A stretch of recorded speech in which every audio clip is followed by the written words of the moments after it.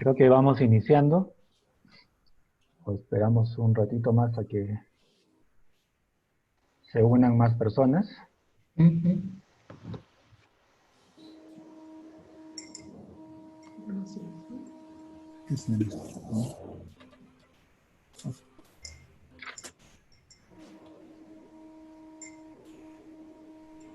Quizás podemos empezar de esta manera y se van a juntar, ¿no?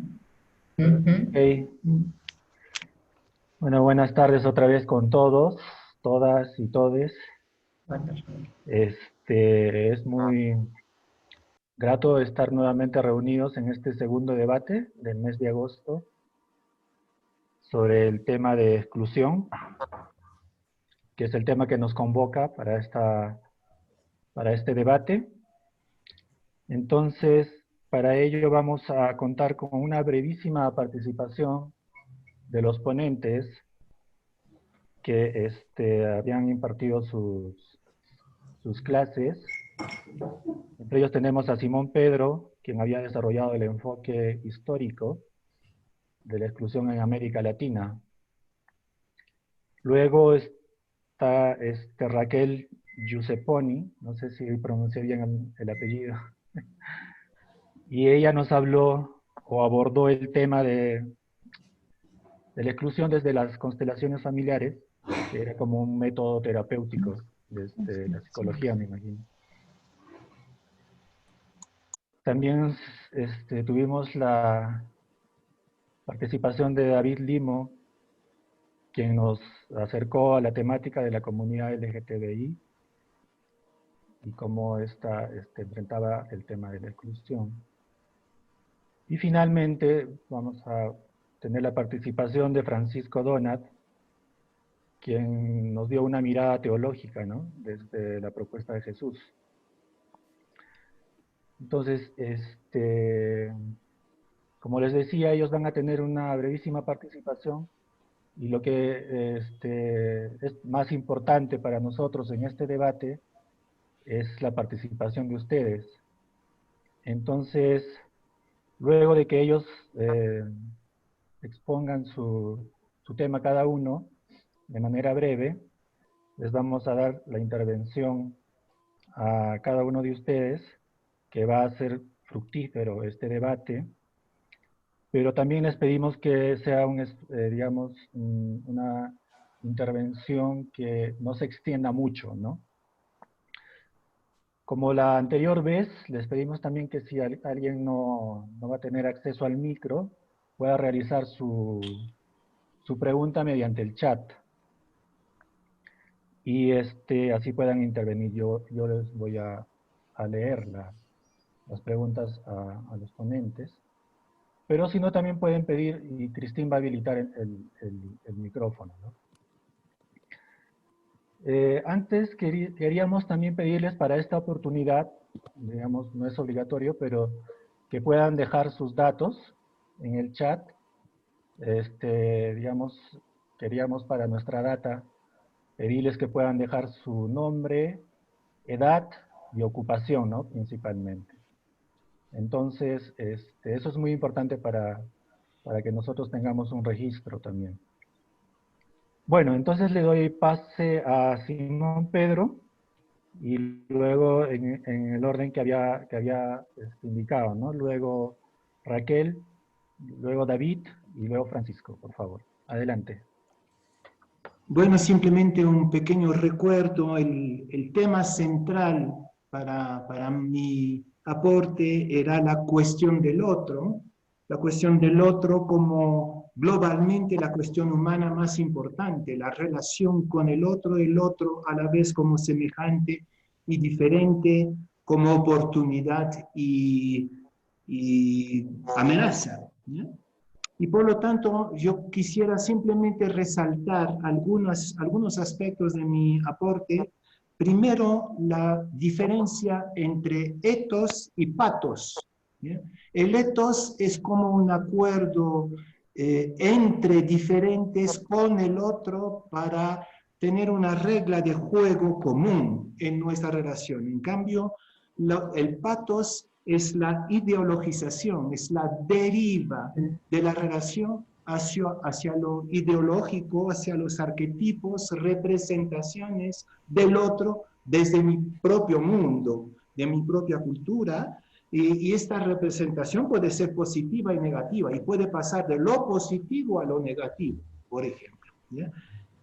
Una segunda, y eso mismo tiene que ver con el tótem, ¿no? El grupo se vuelve sagrado, mi propio grupo se vuelve sagrado, y todos los demás se miden a mi propio tótem, a mi propia realidad absoluta.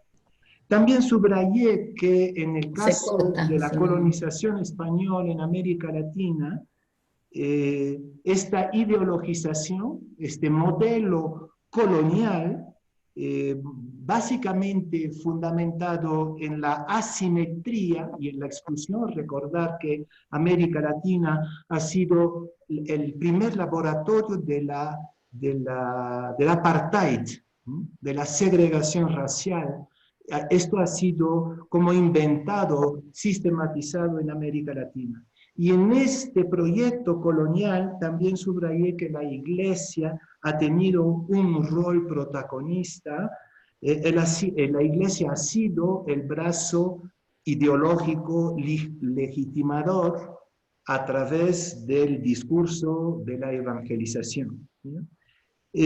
Finalmente, también traté un punto que me parece importante y que puede ser objeto de debate, es el inconsciente colonial del oprimido, cómo el oprimido se ha autorrechazado y cómo él mismo se mide al modelo colonial impuesto. Y finalmente, una cuestión de debate entre nosotros, incluso en el equipo, cuestioné al final los derechos humanos como un discurso de conversión aparente del capitalismo y del modelo colonial, pero estoy como cuestionando este discurso porque nunca llega a cuestionar el sistema mismo, como tampoco lo hizo la Iglesia, no lo hizo Bartolomé de las Casas. Los derechos humanos es una especie de limpieza del sistema colonial, y creo que hay que ir mucho más allá de un discurso de derechos humanos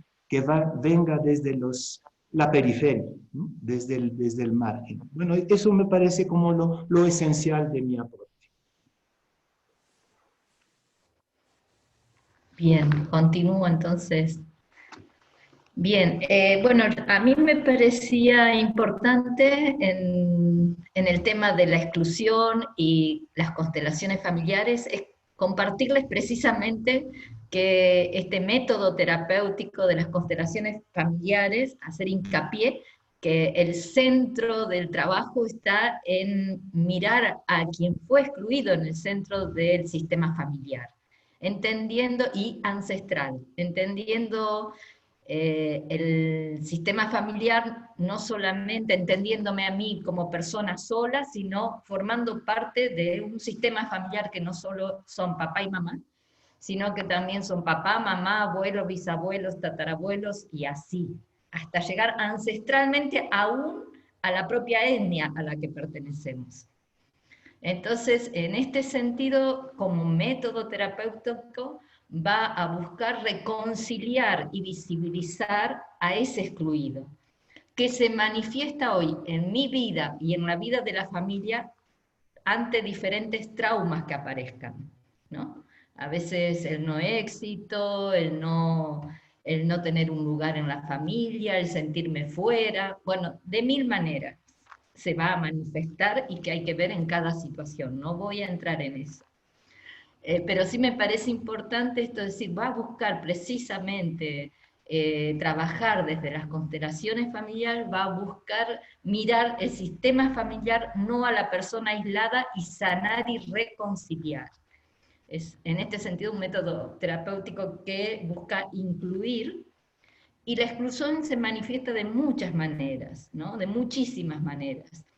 Puede aparecer en nuestra vida cotidiana desde la crítica, el señalamiento, la no pertenencia, el no reconocimiento de mi etnia, que yo ahí, en ese sentido lo relacioné con lo que Simón Pedro decía, bueno, está a nivel de la colonización, y a veces los que, dependiendo de qué cultura somos, nos negamos o hasta a veces hasta el rostro queremos cambiar, ¿no? O negamos nuestros apellidos. En el caso de Argentina, creo que muchos inmigrantes aún le han puesto otro apellido, ¿no? Entonces esos son los modos de exclusión que hemos vivido. Y darnos cuenta que la exclusión, a mí lo que me parece como una riqueza muy grande a partir de cuando he profundizado, darme cuenta que en mi sistema familiar está presente la exclusión.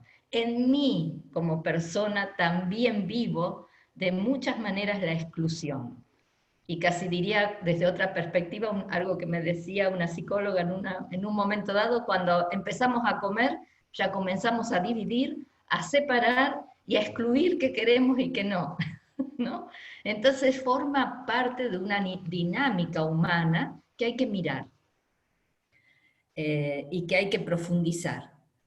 Y en ese sentido también otro punto que me parece importante, y ahí son, ¿cuáles son las leyes leyes, órdenes, desde donde miramos? Es que todos tenemos un lugar, una pertenencia. Todos hacemos referencia a una jerarquía, hay quien ha llegado primero y antes que yo, y hay quienes me suceden a mí, y el equilibrio. Tiene que haber un equilibrio entre lo que yo recibo y lo que doy. Entonces, en este sentido, también personalmente lo unía con la reflexión de Francisco de repensar, por lo menos para mí me hizo mucha resonancia, la jerarquía. ¿Qué entendemos por jerarquía? Puesto que, por lo menos yo viniendo del ámbito de lo religioso, también es lo que que estamos queriendo decir que hay que respetar la jerarquía, ¿no? Y lo que David planteaba de la relación con el otro como un portal. Porque también nosotros hablamos desde las constelaciones abrir portales, que es abrir conciencia, para introducir o hacer posible la entrada en mí de un otro diferente. Eso es lo que plantearía por ahora. Gracias. Gracias. En principio yo quiero agradecer la invitación. Y por otro lado, porque ahora esto ha terminado siendo, y me alegra muchísimo que esto termine siendo una reflexión ecuménica sobre lo que nos compromete a todos y todas y a todes a hacer lo que decía y lo que comentaba, y el ser jesuciano, el ser un seguidor de Jesús. Y que es un desafío porque para muchos de nosotros podemos pretender ser buenos cristianos, pero no necesariamente somos jesucianos. Entonces, el desafío consiste en ser parte de este movimiento de Jesús que supera, digamos, los linderos jurisdiccionales, parroquiales, eclesiásticos, para llevarnos, por ejemplo, a la experiencia que yo comentaba. Y ahí me doy cuenta que la historia y los rostros de quienes están en nuestras bancas, están con nosotros, están andando en las calles, en realidad terminan siendo, digamos, grandes portales donde la teología viene, como muy bien se dice, como un elemento, como un segundo momento. Y esto es interesante porque entonces cuando me acerco, por ejemplo, a la comunidad LGBTI, que es la comunidad llamada de la diversidad sexual, también tengo que comprender que la heterosexualidad es parte de esa diversidad sexual. Es decir, que cuando hablamos de poblaciones de la diversidad sexual, no me estoy excluyendo, me estoy incluyendo dentro de ese LGBTIQH, donde ustedes y yo, y muchos de los que estamos, también somos parte de esa diversidad. Y en esa diversidad tenemos que ser cautivados por la historia de aquellos que son víctimas de crímenes de odio, de olvido, que se les quita el concepto de ciudadanía y del concepto de ser inclusive creyente. este es un desafío para todas nuestras eclesialidades. Finalmente, sí, es cierto, hablo la idea de encontrarnos con el otro, con la persona gay, con la persona lesbiana, transexual, inclusive dignificando sus propias nominaciones. Es probable que algunos nos suela decir fácilmente rameras o prostitutas, pero hasta en el propio lenguaje de trabajadores y trabajadoras sexuales ya nos ayuda a ser sencillamente humildes para abrir ese portal. Y yo, a propósito, vine con esto porque todos nosotros conocemos que nuestro famoso retablo ayacuchano. Y claro, el portal es esto, no es una puerta donde cuando ustedes abren encuentra una expresión diversa. Yo puedo contemplarlo, pero sin duda tengo que atreverme a abrir el portal para encontrarme esa diversidad. Y en esa diversidad veo a Jesús, donde yo comentaba y decía la afirmación, yo soy el camino, la verdad y la vida. Es decir, en el otro puedo encontrar ese camino, esa verdad y esa vida. Entonces indicaba de que entonces puedo ver a Jesús marica. Ese era lo que quería decir, ¿cierto? Una compañera me escribió y me dijo, mira, yo creo que te has equivocado. Usualmente se dice personas homosexuales. El término marica es el insulto, pero yo quiero quedarme con el insulto. Es decir, es interesante que Proverbios 14:31 dice, quien oprime al débil ultraja al hacedor, es decir, viola al hacedor. Este es muy interesante porque el sello de esta sabiduría en Proverbios es que Dios es reconocible, visto y encarnado cuando se le ofende al excluido, porque se le ofende a Él. Es decir, Él es reconocible cuando Él mismo hace el insulto. Esto para mí es increíble porque cuando uno está en medio de hermanos y hermanas de la diversidad sexual que han sido violentados, han sido insultados, sus cuerpos han sido llevados al comercio sexual del consumo. Y cuando uno dice, ¿y puedo ver a Dios ahí? Yo tengo que decir que sí. Y tengo que decir que sí, porque tenemos que atrevernos como iglesia en toda nuestra diversidad de eclesialidad que podamos ser como son los 12 discípulos de Jesús, distintos uno de otro, caminando por contextos sociales y culturales, construyendo comunidades en la expresión de sus propios carismas y particularidades. Pero en medio de esa diversidad, encontrarnos con el desafío de que Dios puede ser reconocible justamente ahí, y que por lo tanto no son expresiones de la periferia, sino son expresiones de la centralidad del Evangelio, son expresiones de la vía y, como yo digo, el portal de ver a Jesús en el día de hoy. Gracias. Buenas tardes.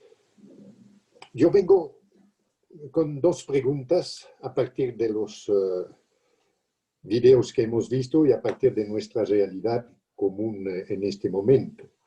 La pandemia nos ha cambiado el panorama y nos plantea varios desafíos. Hay un repliegue en la familia, ese lugar donde cada uno experimentamos las primeras exclusiones, los primeros rechazos, abusos, abandonos. En este momento que vivimos más que nunca, el diferente, el otro, se vuelve el enemigo. Los contactos disminuyen, el horizonte de las relaciones se reduce. corremos el riesgo de quedarnos en lo virtual. El miedo nos impide tener los contactos de antes. Entonces la pregunta ahí es, ¿qué relaciones podemos tejer en este contexto para que el otro se vuelva el centro?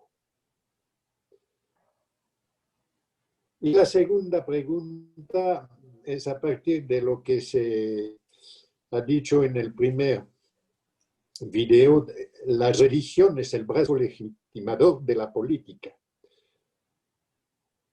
O en el último, las religiones son por esencia excluyentes.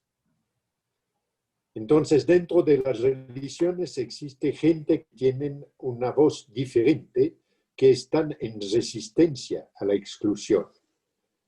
La pregunta aquí, ¿qué papel juegan los que tienen una voz diferente dentro de las religiones? ¿Son la buena conciencia de las religiones?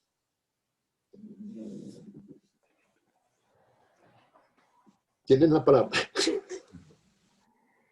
Bueno, gracias a todos los ponentes y entonces daríamos inicio para que puedan intervenir nuestros amigos que se han unido o los participantes que se han unido al debate. ¿Quién se anima?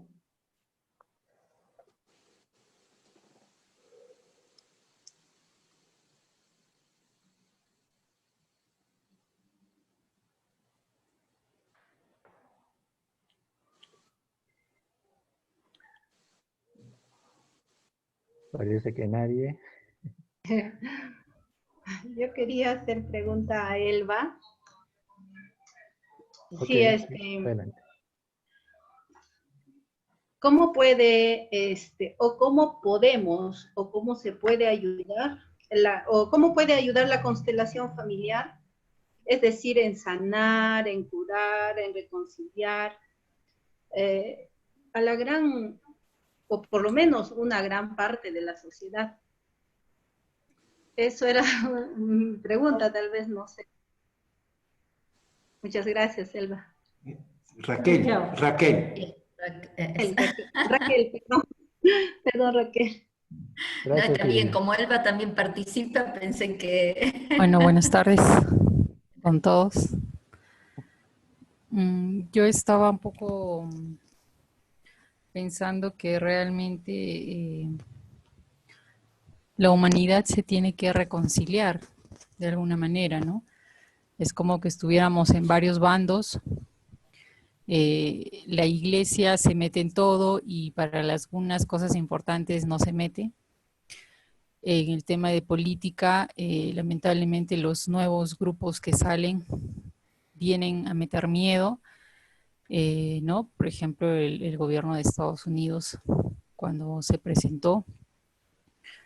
Creo que todas estas situaciones realmente buscan más enfrentamiento, más exclusión, y como que hay ahí una, no sé si decir una cultura del miedo, ¿no? De violencia, y eso parece que estuviera aumentando, ¿no? Cada grupo viene con su ideología radical y lamentablemente vienen promoviendo el odio, el miedo, y como que cada uno pues forma sus grupos para protegerse, ¿no? Entonces yo realmente veo que hay una responsabilidad también de nosotros como cristianos, como seguidores de Jesús, que bueno, eso es lo que queremos, de ir formando, no sé si decirlo, redes o ir teniendo una postura ante estas situaciones, ¿no? Yo personalmente, un poco por mi formación, no sé si decir de iglesia, o en fin, cristiana, yo siempre me he formado con la idea de esto del temor de Dios, ¿no? El temor de Dios no en el sentido de que tengo miedo de Dios, ¿no? Sino que es un querer agradarle, que yo no puedo ir en contra del otro. Busco hacerle el bien, porque de alguna manera, como dice David, en el otro está Dios. Dios murió por todos. Pero creo que eso, no hay esa conciencia.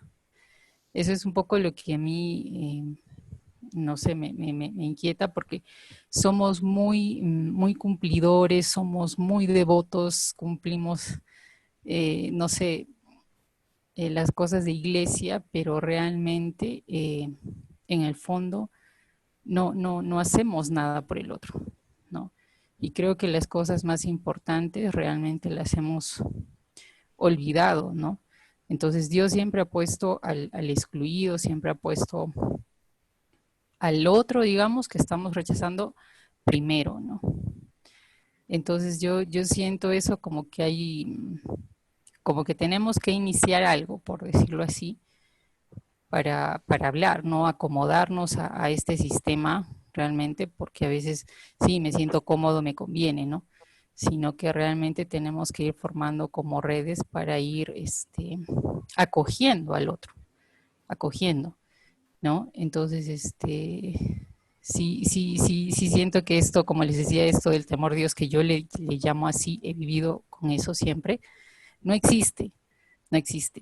Yo hago, te ayudo porque me conviene ayudarte no sé, pues, en alguna situación, pero nada más, ¿no? Entonces, siento que eso es importante y realmente no se inculca tampoco a los jóvenes, no hay una conciencia de Dios, no hay una conciencia de respeto, de amor al prójimo, ni nada de esto, ¿no? Entonces, realmente pienso que la institución principal que debía hacer esto es la iglesia, pero lamentablemente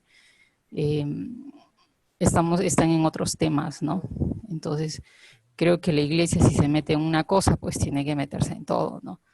Entonces, porque todos los temas nos competen a todos, ¿no? No solo es el domingo ir a misa y ya, ¿no? La iglesia realmente tiene que estar un poco más metida en todo, pero bueno, la iglesia somos nosotros, ¿no?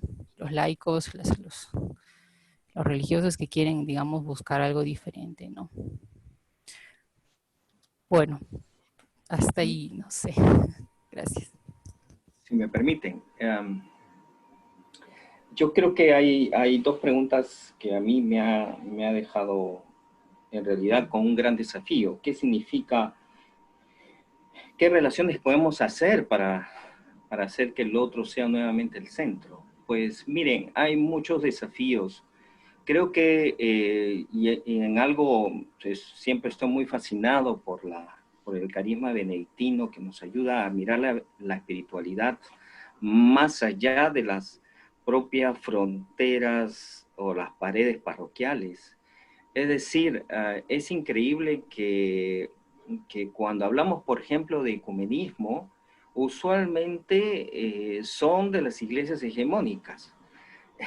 No existe un ecumenismo mucho más allá que trascienda esas relaciones hegemónicas que terminan siendo usualmente una tacita de café y de acuerdos de gente de alta jerarquía. Sin embargo, hay un ecumenismo de base que habría que trabajar y hay que trascender al lenguaje ecuménico para trabajar en el escenario interreligioso. Y yo creo que es importante en el escenario interreligioso encontrarnos con la posibilidad de ver en el otro también en otros saberes. Usualmente en el diálogo interreligioso ha liderado usualmente las religiones abrámicas y usualmente han sido cristianos, islámicos y judíos. Es decir, el monopolio también en ese diálogo interreligioso de la supremacía hegemónica de estas religiones. Si queremos construir redes y queremos encontrarnos con la posibilidad de, digamos, reconciliar la humanidad en toda su diversidad, yo les aseguro que es posible encontrar, digamos, grandes movimientos de base que tienen esta misma opción y quizás no están en la fuente del cristianismo, pero también están en la persistencia de ver en el otro como el centro. Ahora, yo quiero hacer una diferencia entre religión y religiosos. Hay quienes también tenemos que reconocer que han tomado las religiones como el uso y el uso de su propio poder. Entonces, yo creo que es necesario recuperar escenarios, aún dentro de la religión. Es necesario recuperar espacios que han sido abandonados o que han sido desarticulados, y que creo que ya esto no solamente corresponde a nuestra hermana Iglesia Católica, que es una iglesia de pueblo, una iglesia mayoritaria en este país, sino también de muchas otras iglesias, que estamos viendo de que curiosamente se levantan movimientos organizados y financiados contra derechos que en realidad lo que pretenden es cambiar el discurso y llevarnos a ciertos sectores de nuestra población peruana a un discurso de antiderechos. Al respecto, por lo tanto, tenemos todos estos desafíos que tenemos que trabajar, y muy de acuerdo, tenemos que construir bases. Me alegra mucho que hay nuevos escenarios de mucha esperanza con las comunidades eclesiales de base, que pueden hoy seguir trabajando en nuestro país, y comunidades eclesiales de base que pueden terminar siendo comunidades ecuménicas de base, que creo que de ahí sería muy interesante trabajar y ver la posibilidad de ver en el otro como realmente el centro del Evangelio. Gracias. Lo mejor para contestar, vamos. No hemos dado Sí, la Raquel. palabra a Raquel, creo, ¿no? Sí, tenía que contestar algo. Entonces, luego, antes de que empiece Raquel, por favor, quería pedirle a Francisco si puede escribir las preguntas, porque alguien me pide que no te pude escuchar, y entonces, si tú podrías escribir por el chat las preguntas que habías lanzado al inicio. Bueno, le damos paso a Raquel. A lo mejor antes de responder puntualmente a la pregunta de Silvia, siento decir que el fundador de las constelaciones Bert Hellinger vio la importancia del sistema familiar a partir del contacto con tribus africanas, ¿no? Precisamente él era sacerdote, fue sacerdote, y precisamente fue una gran pregunta que le hizo un terapeuta de a quién quería servir, que revierte y decide en su vida salir, deja el sacerdocio y se dedica a todo este movimiento terapéutico que él termina definiéndolo como un movimiento del espíritu, que es más que una terapia, las constelaciones familiares. Y en ese sentido me resonó la pregunta de Francisco, ¿no? O sea, la religión como tal es excluyente, o hoy los sistemas institucionalizados, y aún lo religioso institucionalizado, nos pone más al servicio de la misma institución que de la gente, ¿no? Entonces ahí también es una gran pregunta que a mí me surge, ¿cómo se rompe esto, o cómo se mira desde otro lugar, más que romperlo? Y creo que ahí uno, con esto de mirar los diversos grupos que se van constituyendo, y me surge profundamente mirar más la eclesiología, en el sentido de las comunidades humanas, los humanos que nos reunimos en comunidad para hacer algo diferente, donde la perspectiva creyente y espiritual está presente. Me parece que esa es una clave, intuyo, y estoy viviendo por ahí, siento que lo voy viviendo por ahí a nivel personal. Y en cuanto a cómo las constelaciones familiares ayudan, bueno, se genera un campo de trabajo que nosotros llamamos un campo sanador, el terapeuta junto con un grupo de gente que va trabajando sus temas. Y hay representantes, se genera una representación que va dando a quien trabaja su tema y hace su consulta, va dándole información de su sistema familiar. Se mueven muchas energías a ese nivel, es más complejo de lo que lo estoy diciendo yo ahora, pero como para decir, bueno, ¿cómo lo trabajamos? ¿Cómo concretamente trabajamos?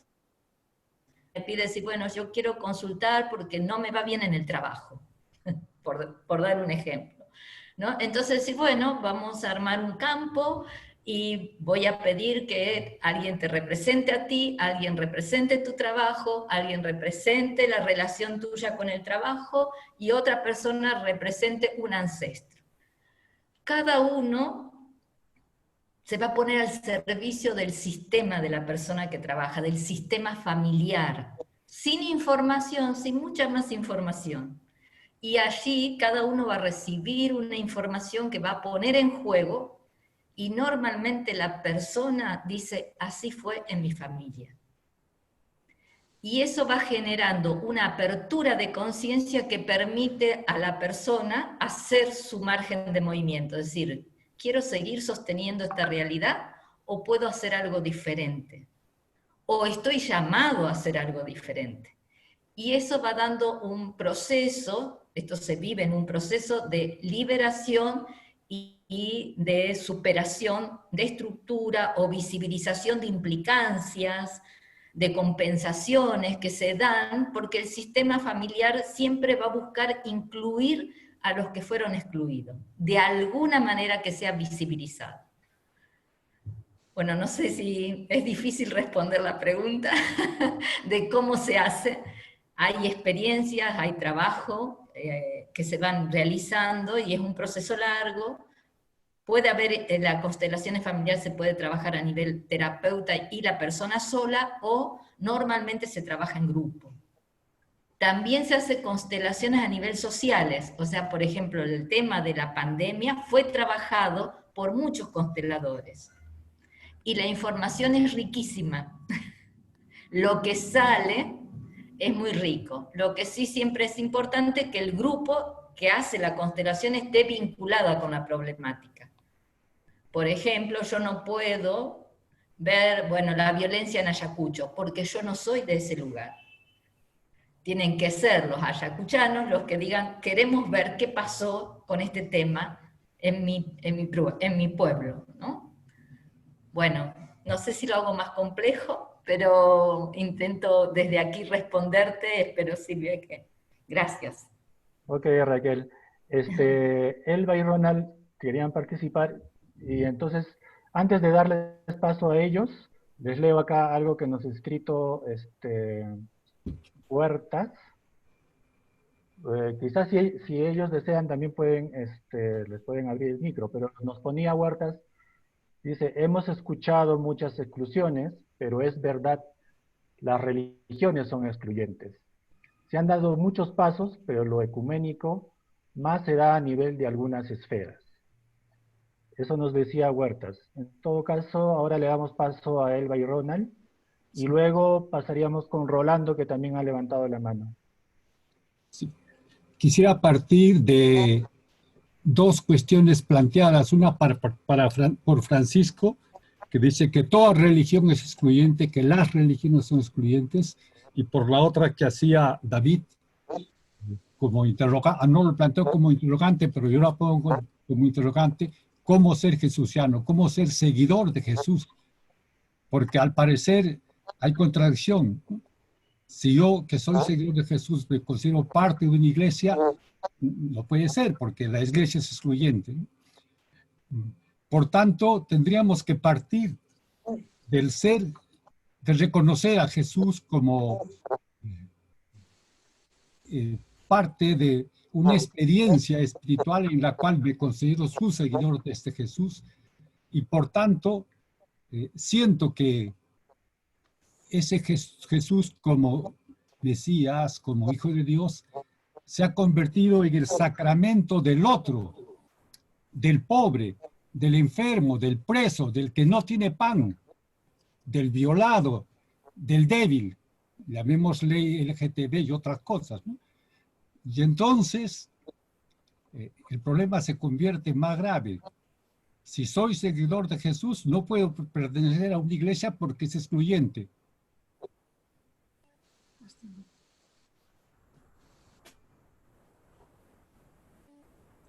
Ok, Ronald, gracias. Antes de darle paso a Rolando, también Silvia Mune nos escribía y dice, agradezco este espacio para interactuar desde la espiritualidad benedictina en una lectura y formación con aportes a las problemáticas actuales. Tengo un hijo que se autodenomina no binario y una hija que vive en un colectivo con mujeres. Aquí encuentro respuestas. Bueno, gracias Silvia. Y si también deseas participar, te pueden habilitar el micro. Entonces ahora le podemos habilitar, Cristina, el micro a Rolando para que pueda intervenir. Adelante, Rolando. Hola, buenas tardes. Buenas tardes, Rolando. Muchas gracias por el espacio y por compartir. Siempre soy de una preocupación de los hechos concretos y de la práctica. Es muy difícil el poder trabajar el tema ideológico, el tema, digamos, de las religiones, todo ese tema, ¿no? Que bastante tiempo se lo ha hecho y no hay mucho que se ha logrado en este tema de las exclusiones.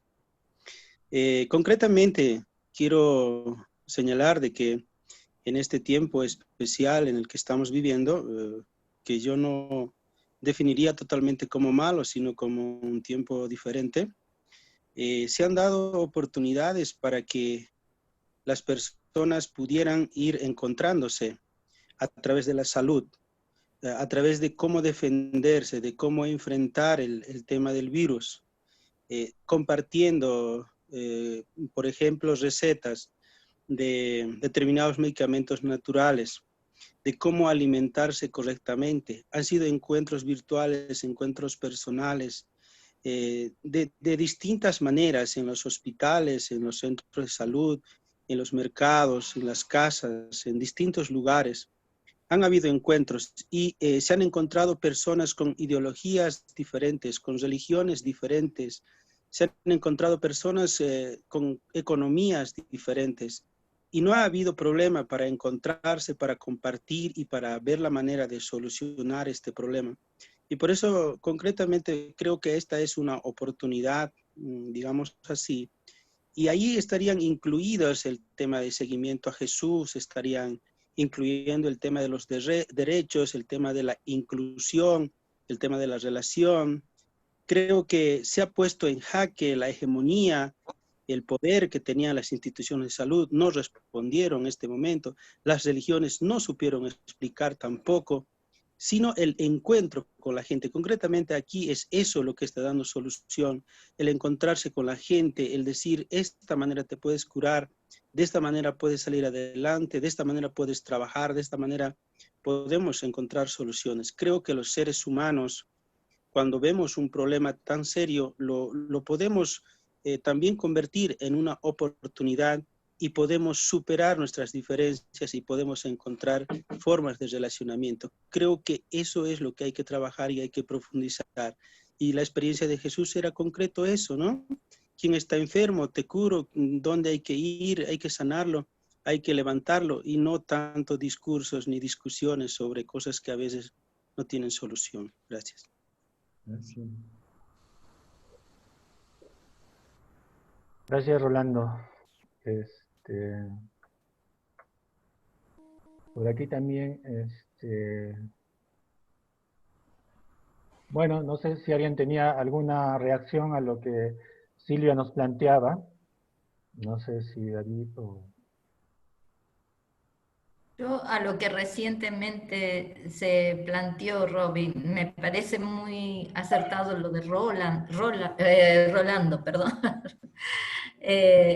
En cuanto a me surge mucho el centro, creo que es la espiritualidad, que nos permite encontrarnos.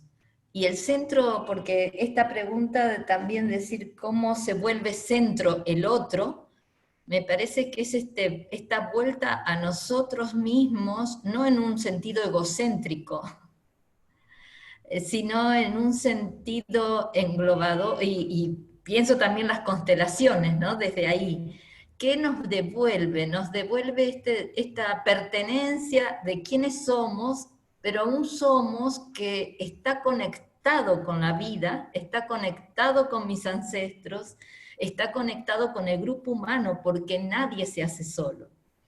Y creo que este testimonio que da Rolando nos pone en el centro de la espiritualidad, que es el centro también que debería ser para las religiones, aunque creo que los niveles de institucionalización a veces opacan, porque no quiero decir que no lo vivan, sino que opacamos este sentido de lo religioso, porque en realidad religión es religar, es unir, debería ser eso, ¿no?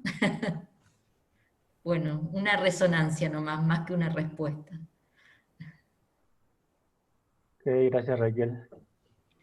Creo que Silvia quería intervenir, no sé. A mí, ¿yo? En principio, hola. No, entiendo que mi computadora hace mucho ruido para ustedes. Entonces, por eso tengo silenciado y escribo solamente hasta que la pueda llegar a arreglar. Y soy muy mala con las aulas virtuales y entré tarde porque no las sé usar en realidad. Bueno, eso era. Y les agradezco profundamente este espacio de formación porque realmente fue una perlita encontrarlo. Quería saber si hay gente que son todos de Perú, hay gente de otro lado. Bolivia, Argentina. Bien. Bien. Bueno, eso. Y agradecerles porque los temas realmente he encontrado la beta para poder entender a mis hijos un poco más y acercarme a ellos de otra manera, completamente distinta, que no es precisamente la que ellos pretenden que yo comparta con ellos. Habrá cosas que sí y cosas en que no, pero poder leerlo desde esta perspectiva que ustedes están planteando en esta escuela, en estos espacios,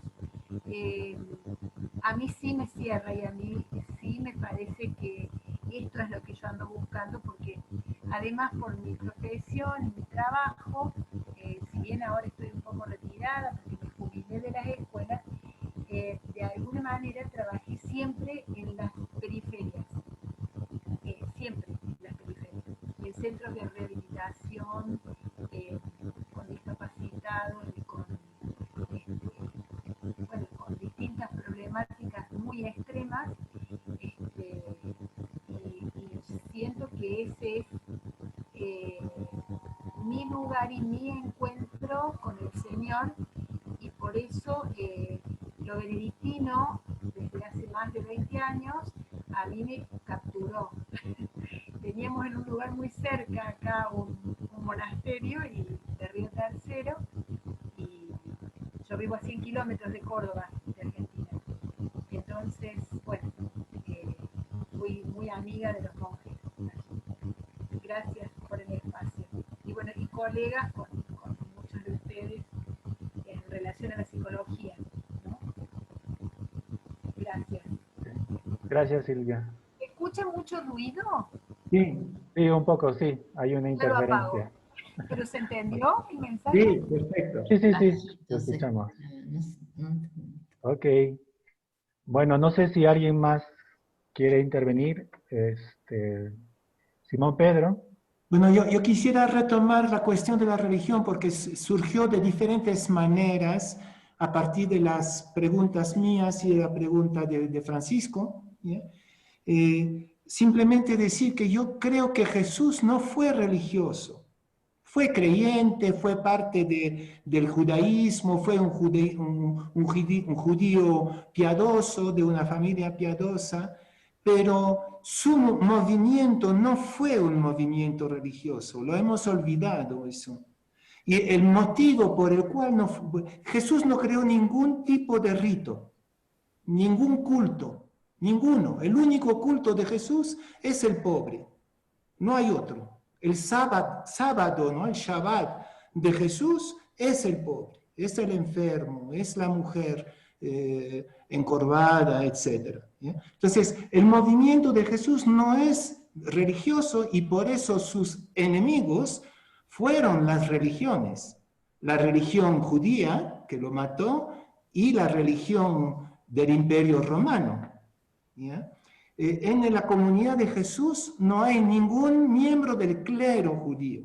Hay fariseos, hay de todo, una serie de gente excluida.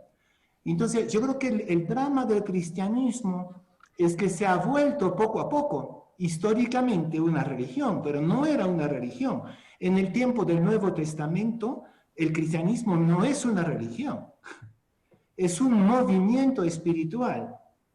¿Ya? Y entonces me parece, sí, el problema de Jesús ha sido el excluido, es decir, el problema que provocó en la religión fue el excluido, porque él era el excluido, Galileo, era Galileo, y el Galileo de Galilea no sale nada bueno, ¿no? Ser Galileo ya era exclusión, ¿ya? Entonces, siendo excluido y poniendo al excluido, el niño, la mujer prostituta, el leproso, el extranjero, el publicano, poniéndolos en el centro, provocó el rechazo del sistema. Y la pregunta entonces de David, ¿no? ¿Cómo podemos... Yo creo que la religión es algo necesario, bueno, por lo menos para mí, ¿no? Siento que necesitamos encontrarnos en un sistema. También hay una constelación religiosa, ¿ya? Hay una constelación de la familia religiosa. Pero me parece, y quizás es el objetivo de un espacio como este, es que desde la marginalidad, desde la Galilea, desde la exclusión, se puede subvertir el sistema religioso. Se puede subvertir. ¿Ya? Jesús nunca se salió de su sistema religioso, pero lo subvirtió tanto que nació otro movimiento, ¿no? Somos judíos todos, ¿no? Yo creo que todos somos judíos heréticos y nada más, ¿no? Yo creo que es el tiempo de la herejía. Quizás habría que construir, o sea, no construir, pero empujar la herejía cristiana, en este caso, ¿ya? En el sentido de la exclusión. La exclusión siendo el lugar de la palabra de Jesús, del humanismo de Jesús.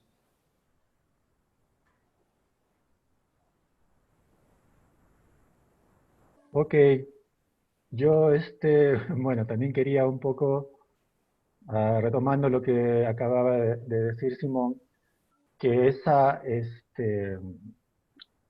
digamos, yo llamaría como una interpelación a la que tú hacías referencia, esa herejía, que también desde los espacios religiosos tendrían que ir a lo político, ¿no? O sea, que dar ese salto, y yo creo que en todo caso tendría que ser como el espejo, pero digamos, de un Estado que tiene instituciones, y dentro de esas instituciones a la Iglesia Católica, como digamos una de las más fuertes, también ser la interpelante desde un espacio como este de reflexión, ¿no?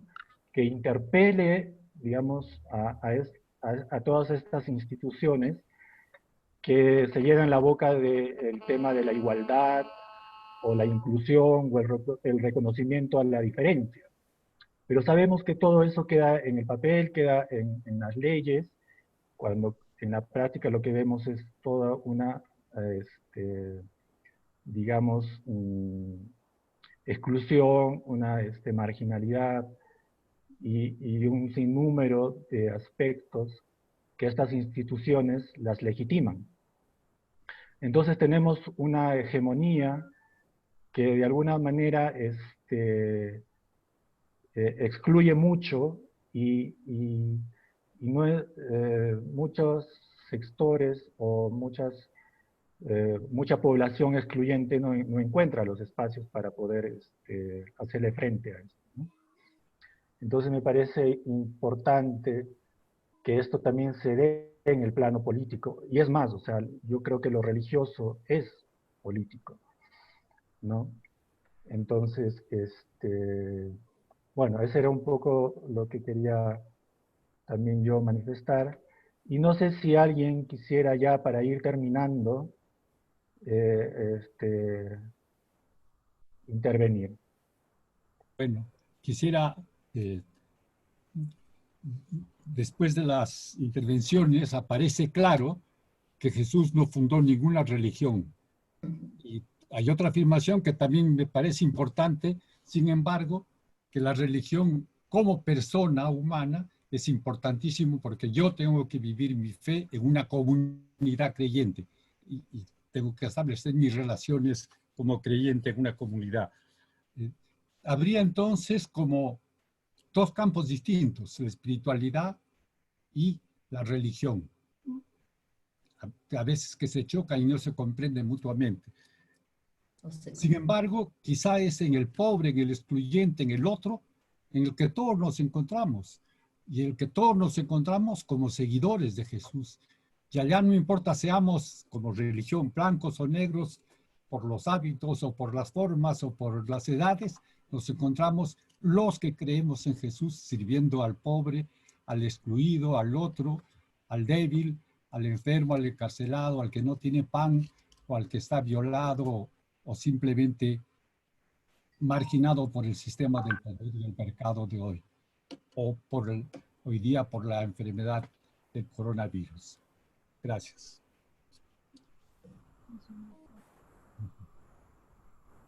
Quisiera decir algunas palabras también. Primero sobre lo que hablamos siempre de seguidor de Jesús. Es otro debate la traducción, pero hay otras traducciones posibles del seguir. Pero el seguir para mí es un invento de la religión, y en especial de la religión católica, para mantener a la gente dentro del sillón, del surco de la Iglesia católica, ¿no? Yo prefiero hablar de acompañar a Jesús. Y si yo acompaño a Jesús, entonces acompaño a Jesús y lo hago a mi manera, dentro de mi realidad, y entonces nadie puede juzgar mi acompañamiento. Mientras que el seguir, sí, la Iglesia católica, por lo menos ella, juzga mi manera de seguir a Jesús. Una cosa. Después yo creo que las cosas de formar redes, del ecumenismo de base y todo eso, me parece muy, muy interesante, siempre y cuando se puede tener unos criterios. Y uno de los criterios tiene que saber cuál es el puesto que damos al otro, si es el centro o no, porque hablar de Dios no me interesa en sí, me interesa sí saber cómo se considera el otro dentro de mi fe. Y en eso las comunidades ecuménicas de base me parecen una idea interesante para tener la comunidad necesario para vivir su fe, como decía Ronald. Eso quería aportar. Gracias, Francisco. Decía que ya para ir finalizando, Silvia nos escribía, bueno, no sé a qué ligarlo, pero nos decía cómo nos comunicamos con un referente. ¿Quién es? Me imagino que se refería al referente de... Monasterio. Simón Pedro. Ah, ya. No, es en relación al aula virtual cuando alguien tiene alguna... No manejo bien el aula virtual, entonces, si quiero hacer alguna pregunta, algún comentario dentro del mes, antes de llegar al foro, ¿dónde lo escribo? ¿Con quién me comunico? Eso quería preguntar. No sé si se escucha. Ah, ya. Yo creo que te vamos a enviar un mensajito. Si nos dejas tu correo, te enviamos un mensajito. Sí. Y ya te indicamos todo cómo seguir. Ok. Hay demasiadas ventanas. No se usan. Ok, entonces, yo creo que nos toca agradecerles a todos ustedes por su participación. Eh, Otra vez ha sido muy, muy fructífero, creo, este debate. Claro que hay mucho más para desarrollar.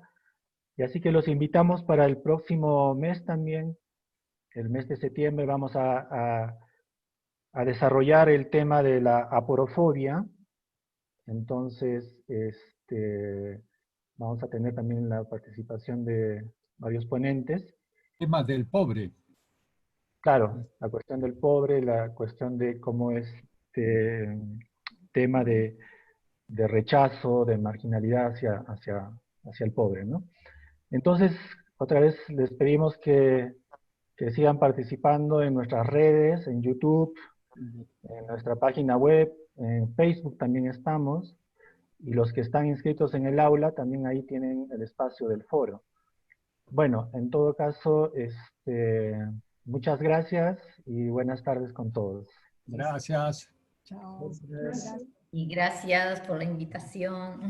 Gracias. Y agradecer a Raquel y a David que tan amablemente nos han colaborado. Gracias a ustedes también. Gracias a ustedes.